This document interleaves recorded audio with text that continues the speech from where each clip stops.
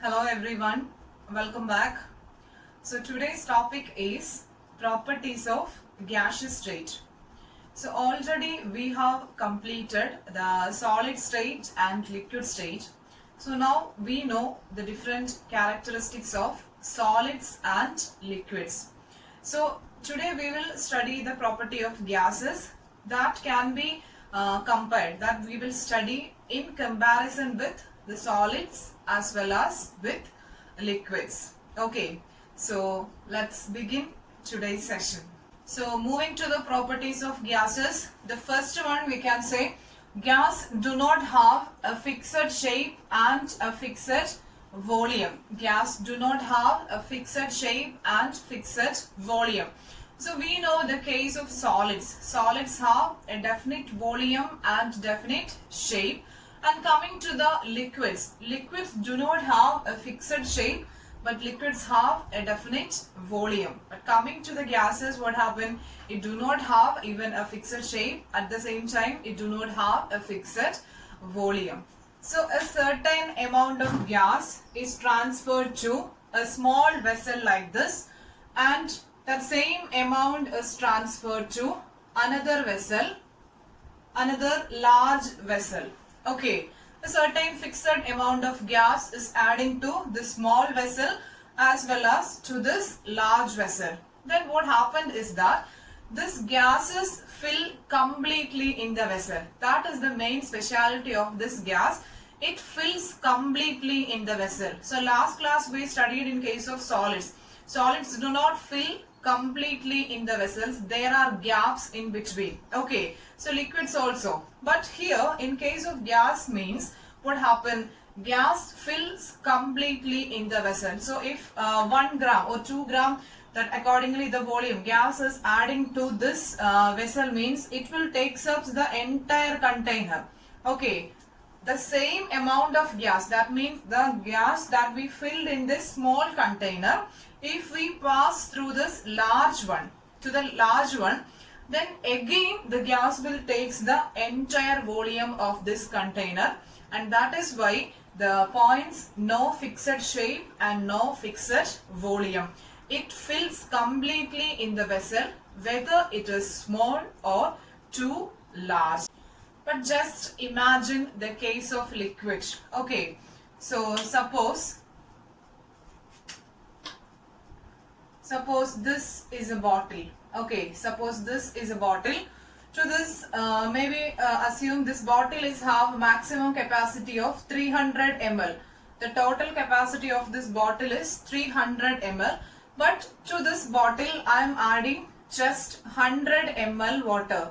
I am adding just 100 ml water to this container. To this bottle, I am adding just 100 ml. Then what happens? We can see it do not fill completely in the vessel. The total capacity is 300 ml, but I just added only 100 ml, but it do not fill completely in the vessel, is it?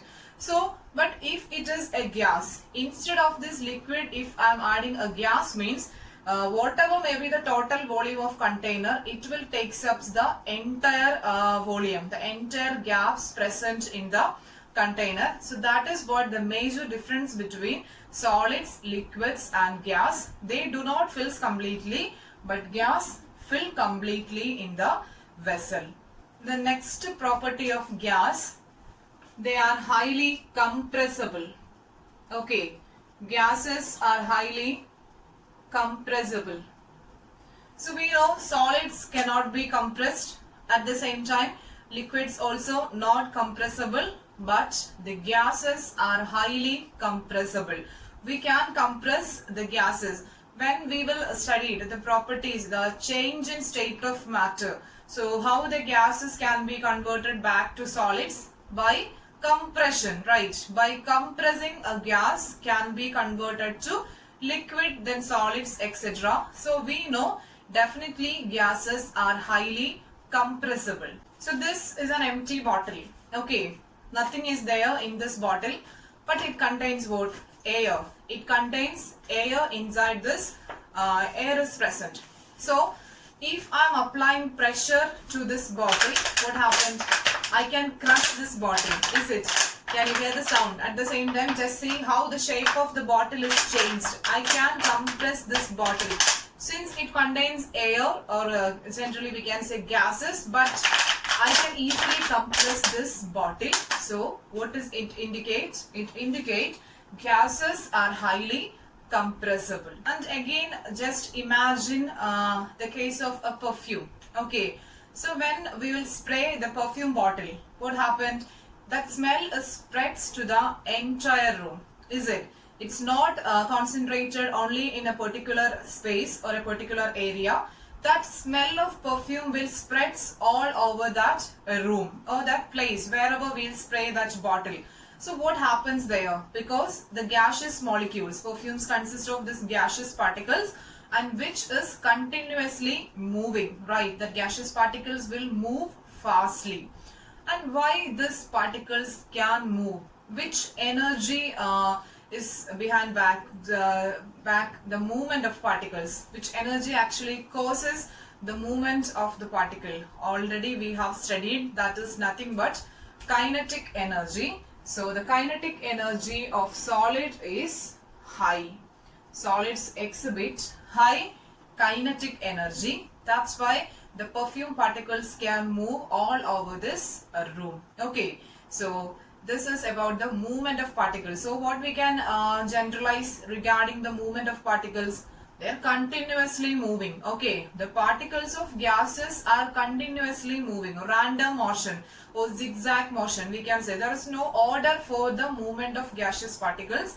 They are continuously moving. That is the zigzag or the random motion. And coming to the internal arrangement of particles, that is the molecular arrangement of molecules in a gas. The gaseous particles were arranged. This is a vessel, means the particles were arranged far apart. They are arranged far apart. That means what happened? The intermolecular space, the space between each molecules of gas is high. So we can write the next property.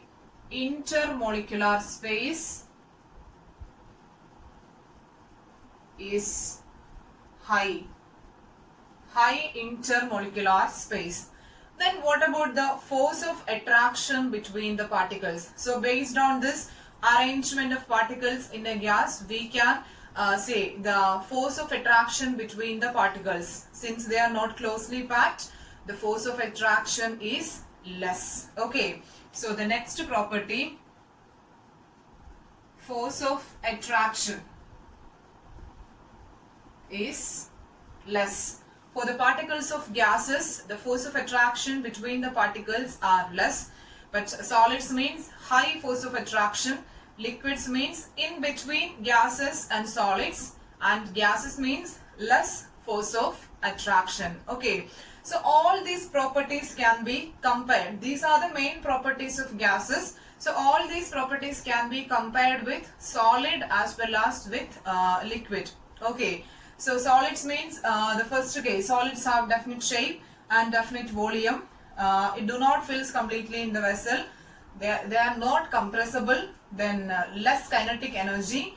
Then intermolecular space is less and high force of attraction between the particles. So in today's class we just discussed the different properties of gaseous state, and the activity that I am giving to you, just compare the properties of solids, liquids and gases and make a column and write that in your chemistry notebook. Okay, compare the properties of solids, liquids and gases, and for that you can take this 7 properties. Okay, so in column of solids you can write what about its shape, volume, then the filling in vessel. So like that, liquids and solids, then finally the gas that can be compared in a single table.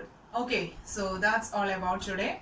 So children, get ready for the live session and see you in the next class, and thank you for watching.